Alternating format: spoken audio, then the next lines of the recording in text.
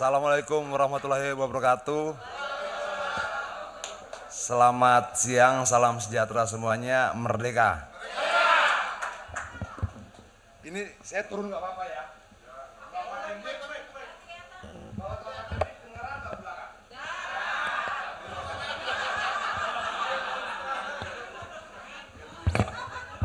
Ya, terima kasih.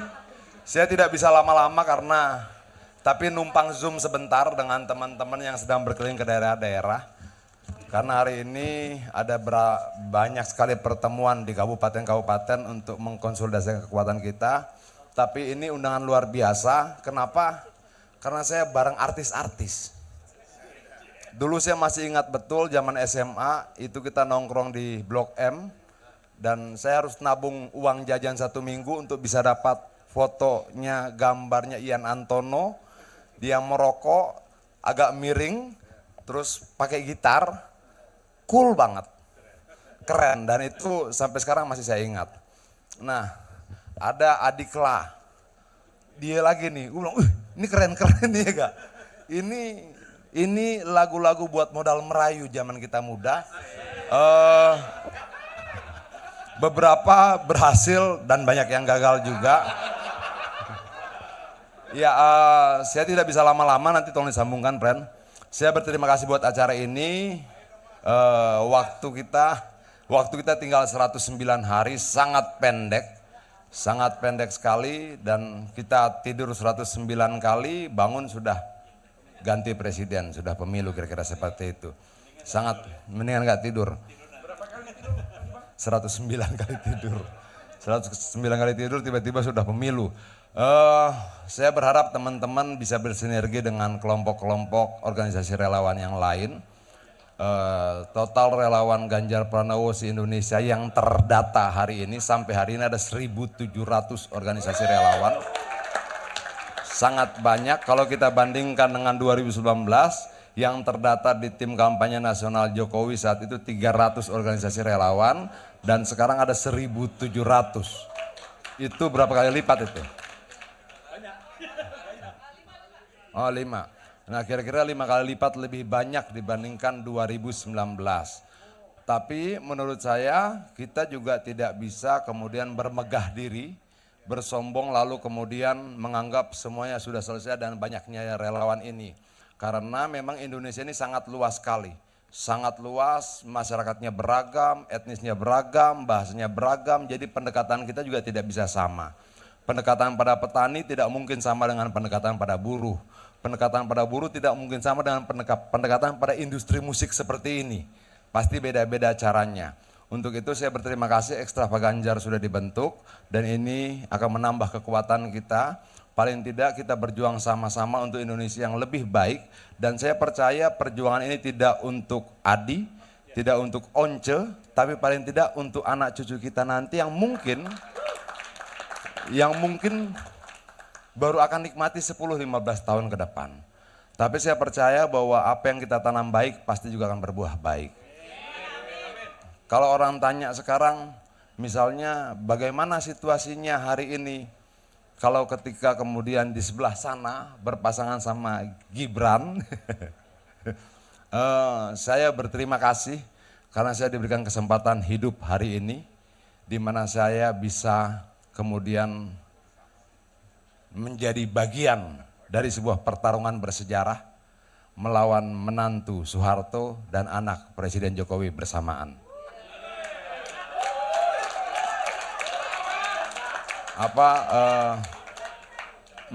Saya sedih ketika kemudian Gibran ke sana. Saya salah satu yang mendukung Jokowi habis-habisan dari tahun 2012, dari saat dia pindah dari Solo ke Jakarta. Kalau orang tanya, Ian lu sedih nggak? Sedih. Istri saya menangis. Lu kecewa nggak? Kecewa. Lu kesel nggak? Kesel. Kalau misalnya gue ketemu Presiden Jokowi, gue pengen nanya, kenapa sih? Kenapa gitu loh? Apa salah kita? Apa yang kemudian yang tidak menyenangkan dari yang kita lakukan yang membuat kamu seperti ini? Kira-kira seperti itu. Kalau bisa sambil goncang-goncangan tubuhnya. Ada apa gitu kira-kira gitu ya. Kira-kira begitu, kalau di drakor-drakor gitu ya. Nah, kenapa? Saya butuh jawaban. Saya butuh jawaban. Dulu mau percaya tidak percaya dia pernah menawarkan saya menjadi menteri, saya tidak mau.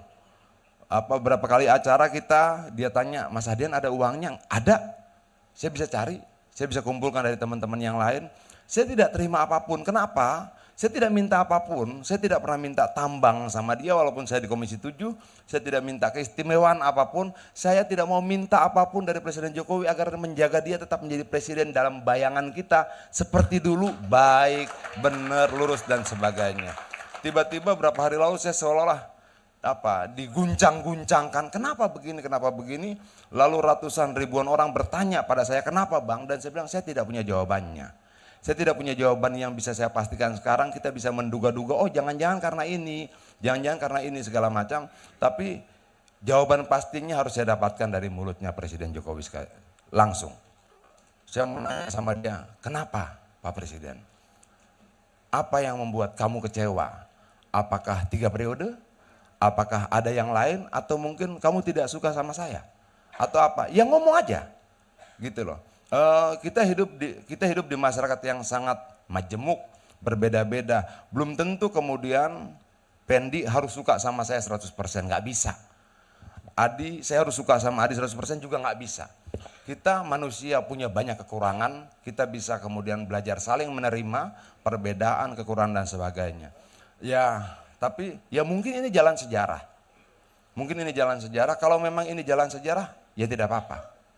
Tidak apa-apa, mungkin yang saya katakan bahwa menyenangkan bagi saya bahwa berhadapan masuk dalam sebuah arena pertarungan melawan menantu Soeharto dan anak Presiden Jokowi mungkin saja bagian dari ucapan menghibur diri saya. Kenapa? Ya saya butuh pernyataan, ungkapan, pemikiran yang kemudian membuat saya semakin kuat. Bisa bertahan di tengah ketidakmengertian situasi saat ini.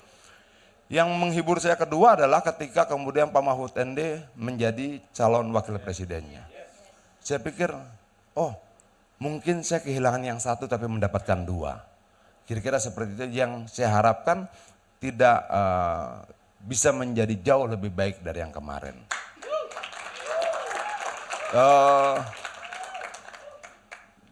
Kalau ditanya berapa banyak kekecewaan lu Yan? Banyak. Berapa banyak kemudian kekesalan lu, kesedihan lu banyak sekali. Tapi satu hal ketika kemudian saya jalan di banyak tempat, seperti tadi saya nongkrong di depan baru datang, lalu kemudian ada masyarakat sekitar sini bilang, Bang saya mengikuti abang dari sejak 25 tahun yang lalu, dari sejak saya zaman mahasiswa, dan saya pikir pandangan-pandangan mata rakyat seperti itu menjadi kekuatan baru setiap hari buat kita untuk terus bertahan di tengah segala macam situasi saat inilah. Ketika kita lihat petani, saya datang ke dapil di Bogor, kemudian orang harus menunggu air mengendap agar bisa dapat air bersih karena kemarau dan El Nino. Saya kembali berpikir bahwa jangan pernah putus asa buat Indonesia. Itu yang membuat kemudian kita mungkin bisa bertahan. Panjang lah ntar kalau cerita lebih panjang nangis bareng-bareng kita di sini. Kenapa? Tapi nggak apa-apa.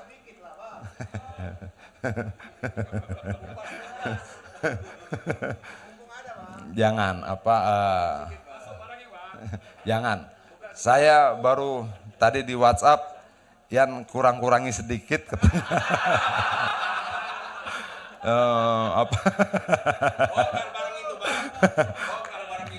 Nggak apa-apa, ya nggak apa-apa. Saya berharap Ekstravaganza menjadi kekuatan baru buat Ganjar dan Pak Mahfud. Saya kemarin dengar teman-teman pada ngamen ya. Ya kalau bisa dibagi setiap hari 5 titik ngamen itu keren banget. Lu bayangin nggak kalau kemudian tiba-tiba nih Once naik patas AC. Habis itu dia berdiri, selamat siang bapak-bapak, ibu-ibu, misalnya gitu ya.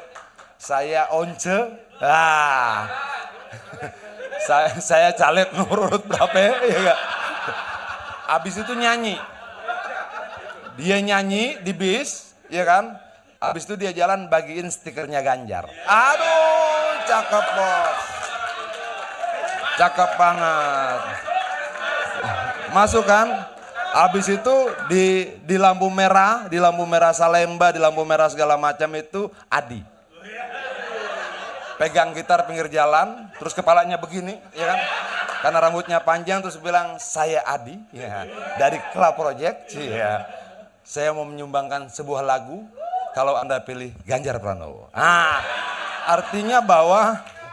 Artinya bahwa semua bisa menjadi alat bagi kita, semua potensi bisa menjadi kekuatan bagi kita untuk memenangkan Ganjar Pranowo. Bagi yang punya uang, berikan uangnya. Bagi yang punya suara, berikan suaranya. Bagi yang punya tampang cantik segala macam cakep, berikan tampangnya untuk kemenangan Ganjar Pranowo. Bagi yang punya jaringan, petani, buruh dan sebagainya, ayo bekerja buat Ganjar Pranowo. Apakah artis bisa menjadi penentu? Industri musik bisa jadi penentu? Sangat bisa. Sangat bisa. Saya bayangkan teman-teman Extravaganza merangkul Genzi. Lebih mudah Extravaganza merangkul Genzi dibandingkan saya. Secara struktur tubuh saya ala kadarnya jauh dari ketampanan. Untung istri saya tidak percaya itu. Saya berharap 109 hari ke depan kita bisa ketemu lagi dan merayakan kemenangan Ganjar Pranowo dan Mahfud MD. Sekali lagi terima kasih. Saya selalu bilang ke teman-teman, semakin sulit medan, semakin keras pertempuran, semakin kuat lawan, semakin indah kemenangan. Terima kasih. Merdeka. Baik.